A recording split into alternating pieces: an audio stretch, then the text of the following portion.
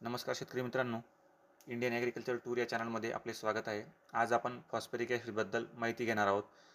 Phosphoric ॲसिडचे शेतीमध्ये काय काय उपयोग आहेत, कुठल्या पिकांसाठी हे चालतं, कुठल्या पिकांना किती प्रमाणात घ्यायला पाहिजे, भाजीपाला पिकं असतील, फळं पिकं असतील, त्या संदर्भात आज आपण माहिती घेणार आहेत. तर मित्रांनो, हे तुम्ही जे समोर बघताय ते 35 किलोचा हा कॅन आहे. त्यामध्ये आपल्याला 85% असलेलं फॉस्फरिक ॲसिड मिळालेलं आहे आणि साधारण ₹28 ते आपल्याला ते किंमतमध्ये मिळालेलं आहे. तर मित्रांनो, याचे खूप महत्त्वाचे फायदे आहेत. खास करून फॉस्फरसयुक्त जे खते बनतात त्यामध्ये फॉस्फरिक ॲसिडचा वापर मोठ्या प्रमाणात केला जातो. जसे की डायअमोनियम फॉस्फेट, मोनोअमोनियम फॉस्फेट आणि इतर NPKचं कॉम्बिनेशन असलेले जे खतं असतात त्यामध्ये पण याचा मोठ्या प्रमाणात वापर केला जातो.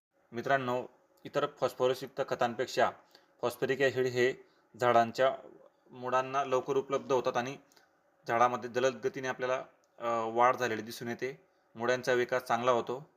तसेच मित्रांनो, ज्या जमिनींचा पीएच जास्त असतो म्हणजे त्यांची माती जी असते ती अल्कलीधर्मी असते म्हणजे क्षारीय असते. तिचा पीएच कमी करण्याचं काम हे फॉस्फरिक ॲसिड करतं आणि त्यामुळे होतं काय की पीएच कमी झाला म्हणजे आपली माती जी बऱ्यापैकी ॲसिडिक राहिली की तुमचे जे सूक्ष्म अन्नद्रव्य असतात जसं की लोह असेल, झिंक असेल किंवा इतर दुसरे घटक ते अपटेक करण्याचं प्रमाण मोठ्या प्रमाणात वाढतं. म्हणून जमीन ही क्षारीय असता कामा नये.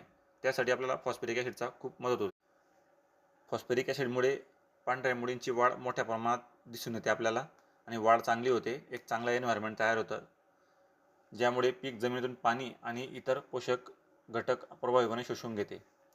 तसेच मित्रांनो, फॉस्फरिक ॲसिडमुळे आपल्या खर्चामध्ये बचत होते. काही शेतकरी महागड्या फॉस्फरसयुक्त खतांच्या तुलनेत फॉस्फरिक ॲसिडचा थेट वापर करणे अधिक किफायतशीर मानतात. परंतु वापरताना योग्य काळजी आणि प्रमाण घेणे आवश्यक आहे.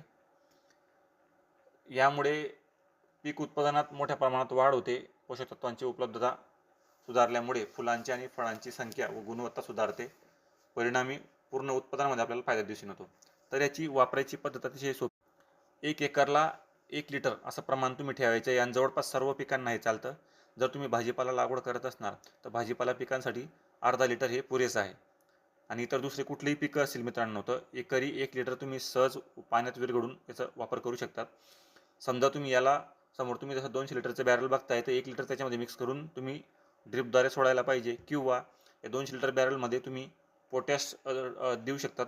तुमच्या पिकांना जर पोटॅश देत असाल किंवा अमोनियम सल्फेट देत असणार त्यामध्ये सुद्धा तुम्ही 1 लिटर फॉस्फरिक ॲसिड मिक्स करून जर दिलं तुम्हाला अतिशय चांगला रिझल्ट बघायला मिळतो.